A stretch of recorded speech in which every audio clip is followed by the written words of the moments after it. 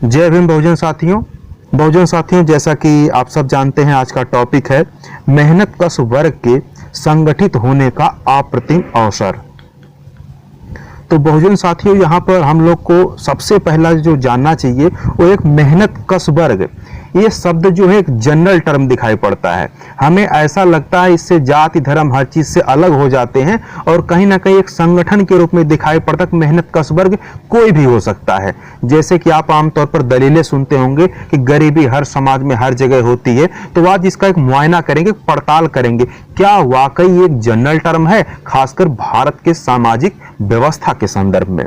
तो बहुजन साथियों, सबसे पहले हम जानना चाहेंगे कि भारत में मेहनत कश वर्ग है कौन। बहुजन साथियों, अगर हम लोग देखें तो भारत में जो जातीय समीकरण है, अगर उस जातीय सामाजिक संरचना को संदर्भ में रखते हुए भारत में जो यहाँ का सरमाएदार वर्ग है और यहाँ का जो मेहनत कश वर्ग है, अगर इसको हम डिवाइड करने की कोशिश करें तो हम पाते हैं कि आज भी जो पूंजी का कंसंट्रेशन है वो कहीं ना कहीं उन्हीं सरमाएदारों के पास है जिनके पास कभी इतिहास में इसके पहले सामंत के रूप में या राजा के रूप में हुआ करती थी। इस संदर्भ में देखा जाए तो आज का जो सवर्ण तबका है, जिसे हम ब्राह्मण सवर्ण कहते हैं, इस तबके के पास आज भी पूंजी का कंसंट्रेशन पूरी तरह से उसी के पास है। और जो मजदूर वर्ग है, वो मजदूर वर्ग कहीं और से नहीं आता है, बल्कि इस देश का वही शूद्र समाज है और बहिष्कृत समाज है, जिसे हम आमतौर पर SC ST और OBC कहते हैं। बाबा साहब डॉक्टर भीमराव रामजी अम्बेडकर जी कहते हैं, अपने लोगों को उनकी स्थिति, खासकर आर्थिक स्थिति के संदर्भ में कहते हैं कि जो इस देश में लोग हैं, बहुजन समाज के लोग हैं, वो उनकी जो जाति है और उनका जो आर्थिक स्टेटस है, जब उसको कनेक्ट करते हैं तो बाबा साहब कहते हैं कि इस देश का जो निचला तबका है, जो बहिष्कृत तबका है, वो बहिष्कृत है, वो गरीब है इसलिए बहिष्कृत नहीं है, बल्कि वो बहिष्कृत है इसलिए गरीब है। कहने का मतलब है कि भारत में जो जातियां हैं वही आपकी गरीबी का कारण है, क्योंकि इतिहास गवाह है। हम लोग जब हिंदुइज्म की बात करते हैं, उसके शास्त्रों की बात करते हैं, तो वहाँ का जो प्रावधान बना है, चाहे वो लीगल टर्म्स में हो, इकोनॉमिक टर्म्स में हो, पॉलिटिकली हो, सोशियो इकोनॉमिक हो, किसी भी स्टैंडर्ड आप जाके देखिए तो पूरा का पूरा बंटवारा जो है वो जाति व्यवस्था के अनुसार ही किया गया है। इसलिए सबसे पहले हम लोग के दिमाग में, हम लोग के मन में ये बात स्पष्ट हो जानी चाहिए कि जब हम मेहनत कश वर्ग की बात करते हैं, मेहनत कश वर्ग का मतलब कुछ और नहीं बल्कि बहुजन समाज ही होता है, क्योंकि यही वो तबका है जो हमेशा शुरू से, जब से हम ये शोषणवादी परंपरा कह सकते हैं, ब्राह्मणवादी परंपरा, यही आदमी है, यही इंसान है, यही वर्ग है जो मेहनत करता आया, उत्पादन करता आया है, और अन्य लोग इनका शोषण करके अपनी तिजोरियां भरते हुए, जिन्हें साहित्य में धन्ना सेठ कहा जाता है या सामंत कहा जाता है, इस टाइप से लोग सामने आते हैं। तो यहाँ पर एक चीज स्पष्ट हो जाता है कि मेहनत बस जो कश वर्ग है वो कोई और नहीं बल्कि देश का दलित है, आदिवासी है, पिछड़ा वर्ग है और कन्वर्टेड माइनॉरिटीज है, मतलब कि बहुजन समाज है। और इन सब की गरीबी का कारण इनकी जाति है। तो अब अगर हम मेहनत कश वर्ग से आगे बढ़े तो आप लोग देख रहे हैं कि जो मेहनत कश वर्ग की जो दुश्वारियां हैं, उनके साथ जो घटनाएं घट रही हैं, उन घटनाओं के संदर्भ में एक सांत्वना के रूप में हमारे प्रधानमंत्री महोदय, हमारी मीडिया, इवन जो मौजूदा सत्ता के समर्थक लोग हैं, या कहिए जो सरमाएदार वर्ग है, या ब्राह्मणवादी वर्ग है, या जो शोषक वर्ग है, अगर इस वर्ग को देखिए तो हमेशा एक बात पर पैरवी करता हुआ आता है कि जो ये महामारी है, कोरोना की महामारी है, या इस टाइप की कभी भी कोई भी महामारी रही हो, चाहे अकाल पड़ा हो, बाढ़ आई हो, या कोई भी इस तरह की अगर प्राकृतिक आपदा आई हो, या मानव के द्वारा बनाई गई, उनके द्वारा उनके किसी कारण से जो आपदा पैदा हुई है, उन सबसे जो है कहते हैं ना वो जाति देखती है ना धर्म देखती है, उसका सबके ऊपर बराबर प्रभाव पड़ता है। लेकिन बहुजन साथियों, हम लोग को समझने की जरूरत है, क्या वाकई ये शब्द, ये टर्म, ये जो वाक्य बोला गया है प्रधानमंत्री जी से, प्रधानमंत्री जी ने बोला है, मीडिया वाले लगातार बोल रहे हैं और सत्ता के समर्थक लगातार कह रहे हैं, कोरोना जो है वो जाति और धर्म देख के वार नहीं करती है। लेकिन जरा आप गौर कीजिए, इस कोरोना की महामारी में सबसे ज्यादा प्रताड़ित वर्ग कौन है?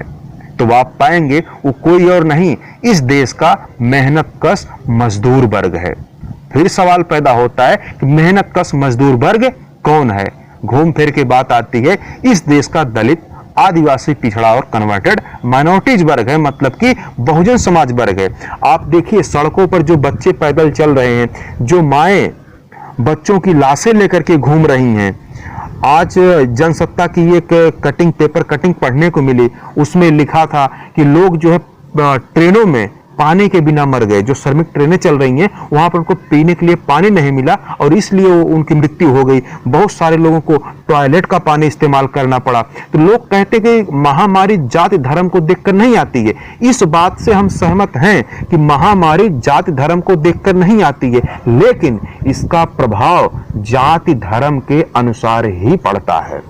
आप इस बात की पड़ताल कीजिए। आप देखिए जितने मेहनतकश मजदूर वर्ग घूम रहे हैं वो कौन हैं, वो किस जाति के हैं? अगर आप करेंगे, उनको पड़ताल करेंगे तो लगभग 99.99% तो बहुजन समाज के लोग हैं।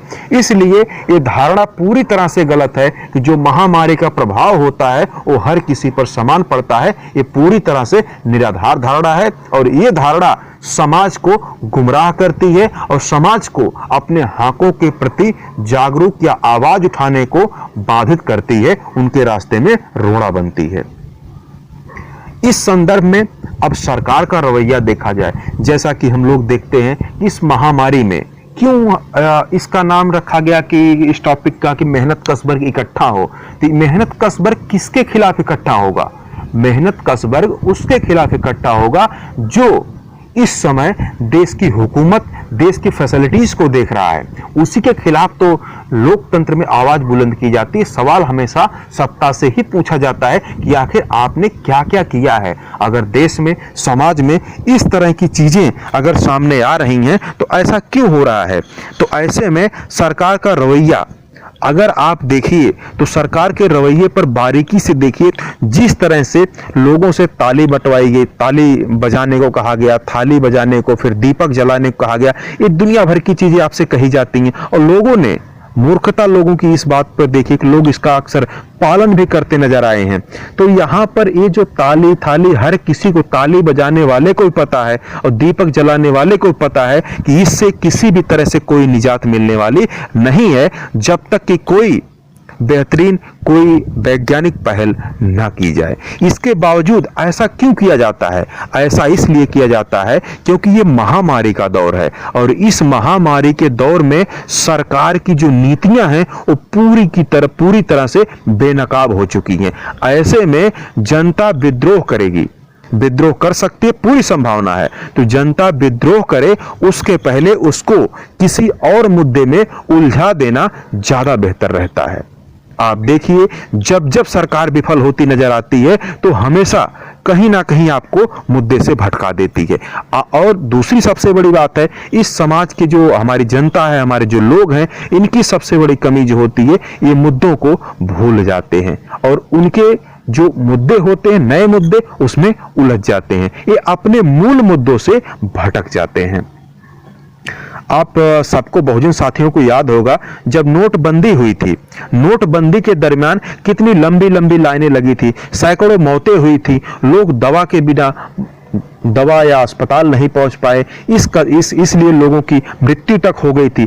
देश की अर्थव्यवस्था पूरी तरह से चरमरा गई थी। लोगों ने कहा यह आतंकवादी कमर तोड़ देगा, लेकिन क्या आप जानते हैं कि इससे क्या आतंकवादी कमर टूटी, बल्कि पुलवामा जैसे अटैक हो जाते हैं। मतलब कि सरकार की सारी पॉलिसी बेनकाब हो जाती है। ऐसा नहीं है कि सरकार को नहीं पता है, जब नोटबंदी हुई थी तब भी सरकार को पता था कि देश की अर्थव्यवस्था को इससे कोई भी लाभ नहीं होने वाला है।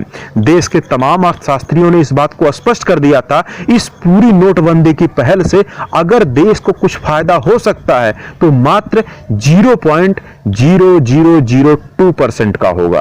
तो आप समझिए इतने लाभ के लिए पूरी की पूरी देश की अर्थव्यवस्था को डैमेज कर दिया गया। कितने लोग मौत के घाट उतार दिए गए, कितने लोगों ने लाइनों में दम तोड़ दिया, पूरा का पूरा समाज इन दुश्वारियों में गुजर गया। इसके बावजूद आज देखिए नोटबंदी का किसी की जुबान पर नाम ही नहीं है। क्यों? क्योंकि आपको हर वक्त एक नया मुद्दा मिल जाता है। मतलब वो लोग ऑलरेडी ये प्लान किए रहते हैं कि आपके लिए, आप इस मुद्दे से निकलो तो आपके लिए नया मुद्दा क्या होगा। ठीक इसी तरह से कोरोना में जो हेल्थ फैसिलिटी है, यहाँ पर जो डॉक्टरों की व्यवस्था है, किट की व्यवस्था है, या जो प्लेन को एयरपोर्ट पर लोगों की चेकिंग सही से नहीं हो पाई, इन सब में सरकार पूरी तरह से बेनकाब हो चुकी थी। इसलिए एकाएक लॉकडाउन लगा के पहले आपके अंदर एक खौफ पैदा करना है। और जब खौफ आपके अंदर पैदा हो जाता है, फिर उसके साथ आपको हफ्ते हफ्ते भर एक प्रोग्राम, कभी थाली बजा के, कभी ताली बजा के, कभी दीपक जला के, इस तरह से आपको उलझाया जाता है। इस संदर्भ में जो तानाशाही रणनीति है, बहुत सोच विचार और पड़ताल करने के बाद मेरे दिमाग में आया कि तानाशाही राज रणनीति कैसे चलती है। मतलब कि एक तानाशाह राजनीति कैसे करता है, वो शासन में कैसे कायम रहता है। तो उसको एक लाइन में अगर डिफाइन करें तो इसको ऐसे कह सकते हैं, पहले खौफ पैदा करो, फिर जनता को उसका आदी बना दो, इसके बाद हर संकट व उसके परिणाम का ठिकरा जनता के ही माथे फोड़कर अपनी जिम्मेदारियों से पल्ला झाड़ लो। यही है तानाशाही राज रणनीति। आप देखिए, अगर आप इस कोरोना को देखिए, जहां पूरी तरह से बेनकाब हो चुका सिस्टम, सब लोग जानते हैं। यहां पहले क्या होता, पहले आपके अंदर खौफ पैदा किया जाता है और उस खौफ में आप 1.5-2 महीना जी लेते हैं। उसके बाद आप खुद उस खौफ के आदी हो जाते हैं और जब आप उस खौफ के आदी हो जाते हैं, उसके बाद जो सिस्टम होता है वो आपको सारे चीजों के लिए जिम्मेदार ठहराता है। किस तरह कि आप जो है एक दूसरे से दूर रहिए, मास्क हमेशा पहनिए, ये सारी चीजें करेगा। लेकिन क्या कभी आपको बताया गया कि हमने इतने नए अस्पताल बिल्टअप किए, इतने नए टेक्नोलॉजी में इनोवेशन हमने किया, या वायरस पर जो कुछ भी हम इसका एंटीडोट जो तैयार कर रहे हैं उस पर हमने क्या उन्नति की है, हमारे वैज्ञानिकों की क्या राय है, क्या कभी इस पर पड़ताल की गई? तो आप पाएंगे बिल्कुल नहीं। क्यों? क्योंकि ये रणनीति का हिस्सा, मतलब रणनीति में आपको उलझाने के लिए, क्योंकि जो शासक वर्ग है वो शासन तभी कर सकता है जब वो कमियां आपके ऊपर निकाले। इसलिए पहले खौफ पैदा किया, फिर आपको 1.5-2 महीने में आदी बना दिया। अब देखिए धीरे धीरे जब लाखों लोग संक्रमण से पीड़ित है, तब पूरे ट्रांसपोर्ट सिस्टम को, लोगों का आना जाना, मार्केट धीरे धीरे खुल रही है। आप समझिए, जब 2, 4, 10 केस था उस समय पूरी पाबंदी थी, और जब लाखों का संक्रमण है उसके बाद धीरे धीरे मार्केट खुल रही है। मतलब क्या है, पहले खौफ पैदा किया गया, वो खौफ पैदा करने के लिए ऐसा किया गया। रातों रात लॉक हो जाता, लॉकडाउन हो जाता है। देखते देखते आप उस खौफ में जीते हैं। आज देखिए, क्या आप एक बार तुलना कीजिए, जो पहले दिन का घटना थी, जिस दिन लॉकडाउन लगा था, उस दिन आपको मनोदशा क्या थी, उस दिन आपके अंदर क्या चल रहा था। 2-3 दिन बीते, एक हफ्ते बीतने के बाद आपके अंदर क्या चल रहा था। कहीं न कहीं आपके अंदर एक संशय, एक डर था। लेकिन जब धीरे धीरे 1 महीना 2 महीना बीता, फिर आपके अंदर क्या चल रहा है, एकदम नॉर्मल हो गया। क्या वाकई अब भी आपको कोरोना डर लगता है?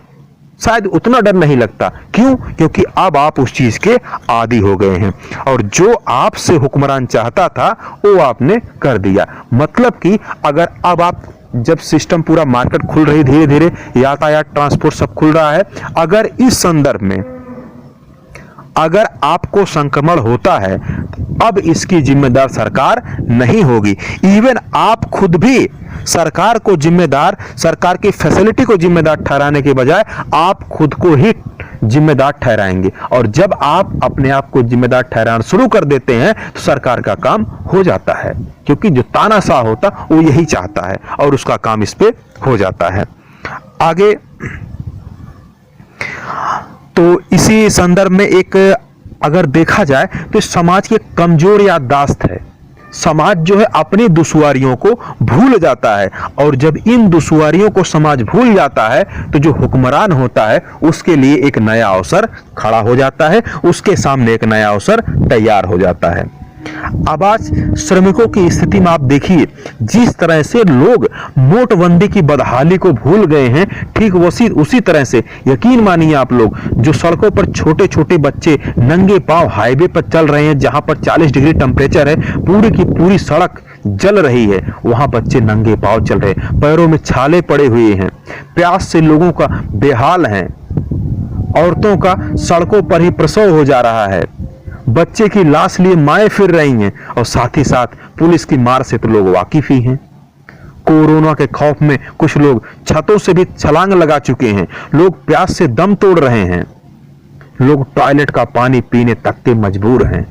इस कोरोना की महामारी में कोरोना से ज्यादा लोग, इसके प्रभाव के चलते जो दुष्परिणाम आए हैं, भूख प्यास, इससे ज्यादा लोग मारे जा चुके हैं। लेकिन अहम सवाल इस मजदूर बहुजन समाज मेहनतकश वर्ग के लिए यह है कि ये दुश्वारियां आप कितने दिन तक याद कर पाओगे। अगर आप इन दुश्वारियों को याद रख लेते हैं तब आप कुछ परिवर्तन कर सकते हैं। लेकिन जो अभी कुछ लोगों से बातचीत हुई, कुछ लोग मुंबई से महाराजगंज, गोरखपुर 7 दिन में 10 दिन में लोग अपने अपने घरों पर पहुंचे हैं। तो लोग जब महाराष्ट्र से जब चले थे तो बड़े दुखी थे कि भाई खाना नहीं मिल रहा, उनको पानी नहीं मिल रहा, और 1500-2000 किलोमीटर साइकिल चलाना बहुत बड़ी बात होती। लोग पैदल, मुंबई से लोग मिर्जापुर, इलाहाबाद पैदल चल के आ रहे हैं, 15-15 दिन उनको लग रहे हैं, रात दिन लोग जंगलों से होके आ रहे हैं घर पर, इनको वो दुश्वारियां। लेकिन दुख की बात यह है कि जब वो मुंबई से या किसी शहर से अपने गांव जा रहे हैं जहां पर दुश्वारियों का सामना कर रहे हैं, ये दुश्वारियां इस मेहनत कश वर्ग को सिर्फ तब तक याद रहती हैं जब तक वो उस यात्रा में है। कहने का मतलब है, जब लोग मुंबई से महाराजगंज, गोरखपुर आते हैं तो इस रास्ते के दरमियान इनके अंदर एक गुस्सा होता है कि सरकार ने कोई फैसिलिटी नहीं दी, ऐसा किया, अस्पताल नहीं दिया, लॉकडाउन ने क्या कर दिया, हम लोग भूखों मर रहे हैं। इनको अपने दुश्वारियां, अपनी प्रताड़ना सब कुछ याद आती है। लेकिन जैसे ये मेहनतकश वर्ग अपने घर पहुंच जाता है, घर पहुंचने के बाद जब अपने परिवार से मिलता है, परिवार से मिलने के बाद जब वो नहा धुल के निकलता है तो सबसे बड़ी मुसीबत है, फिर वो गांव में घूमने निकलता है।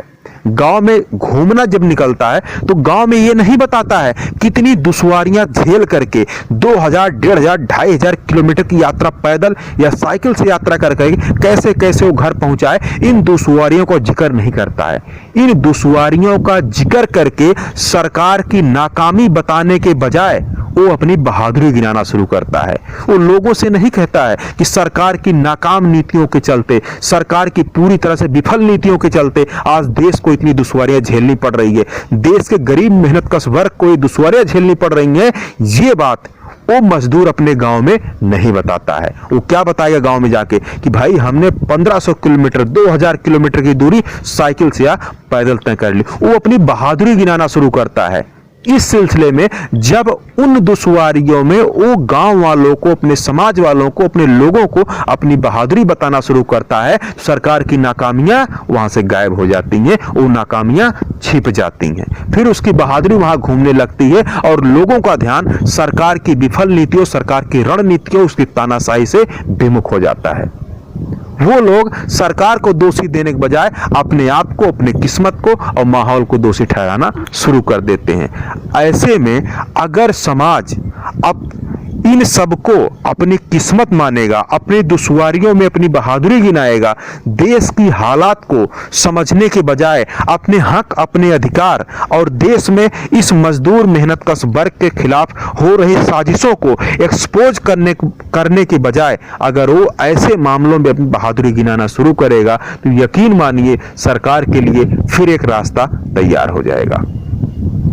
ऐसे में सवाल ये पैदा होता है, क्या इस देश का जो बहुजन समाज है वो इन दुश्वारियों में अपनी बहादुरी खोज रहा है या फिर सरकार की नीतियों को एक्सपोज कर रहा है?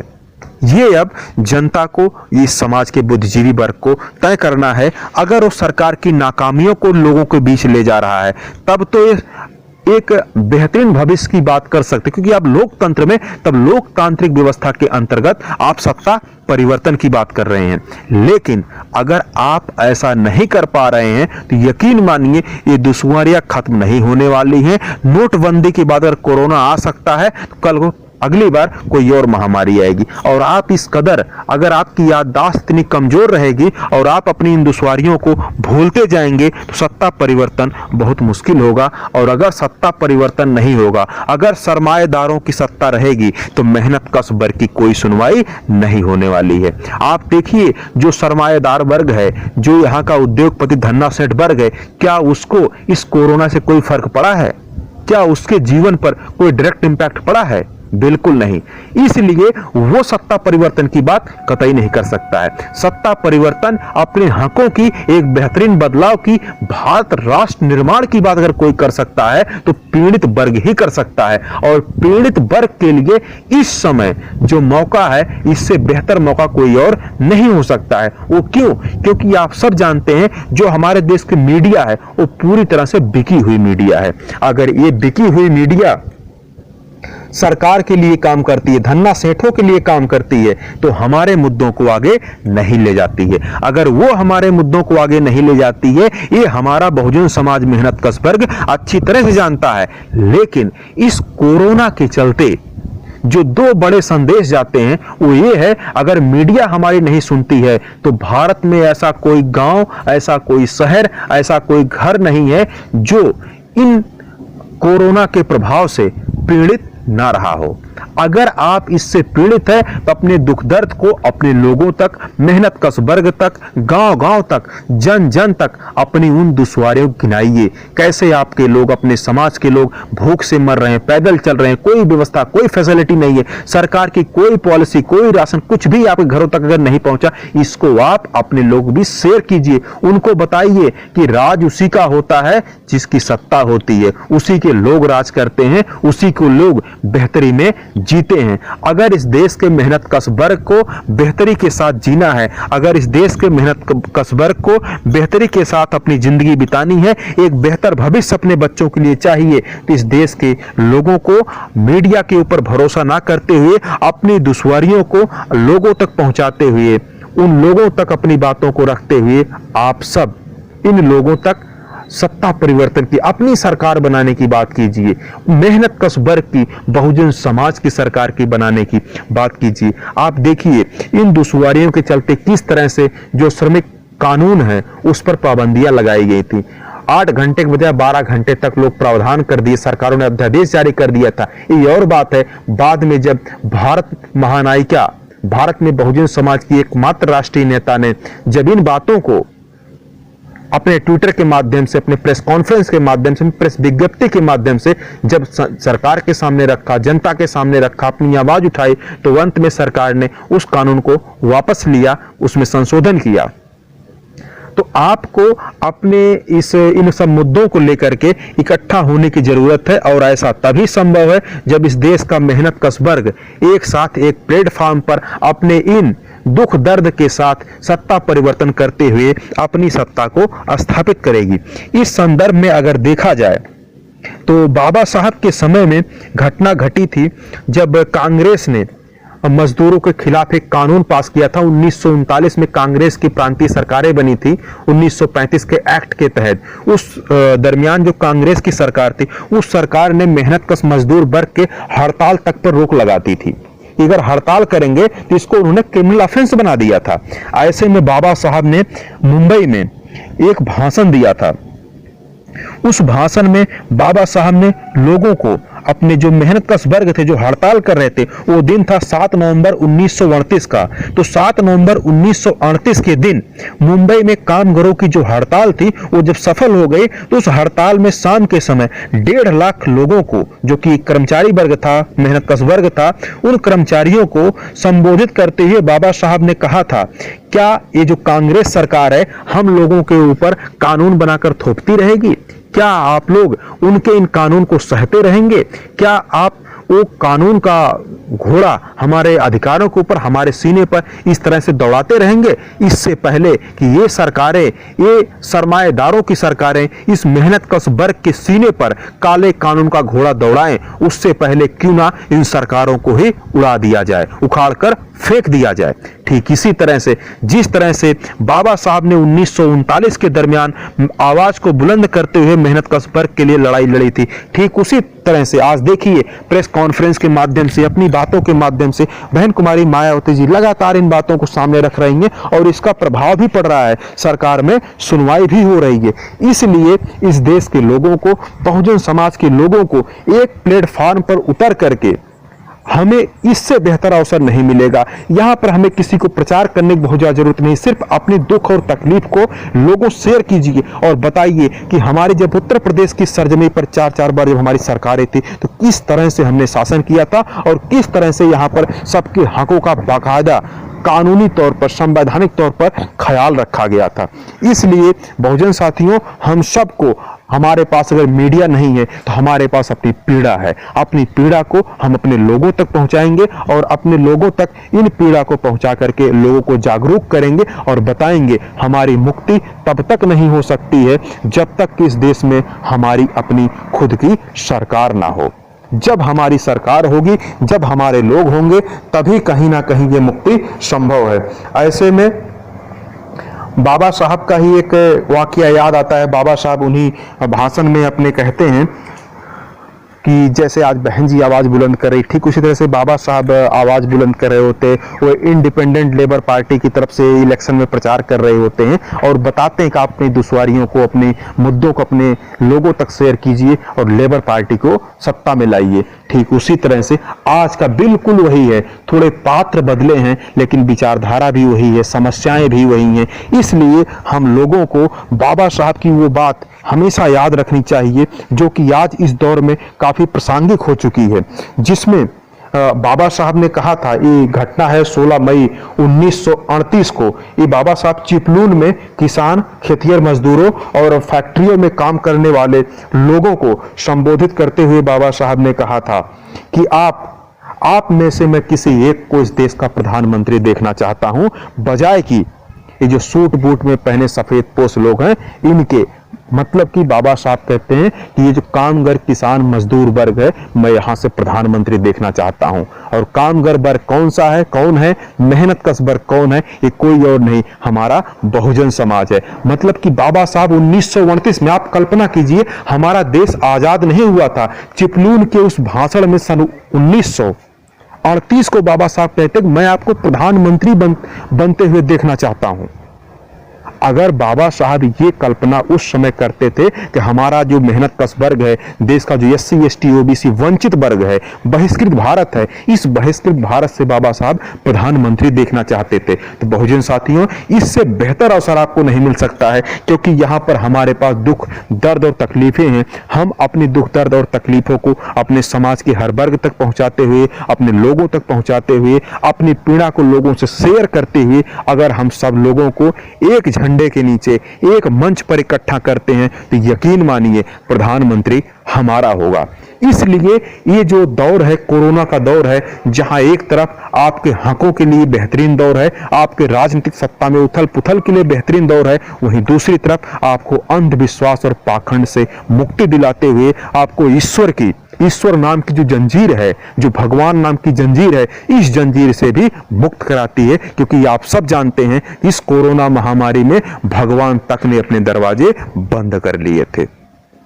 अगर भगवान तक हिम्मत हार गया, अगर भगवान तक मास्क लगाए बैठा है, तो जो भगवान खुद की हिफाजत नहीं कर सकता वो हमारी हिफाजत क्या करेगा।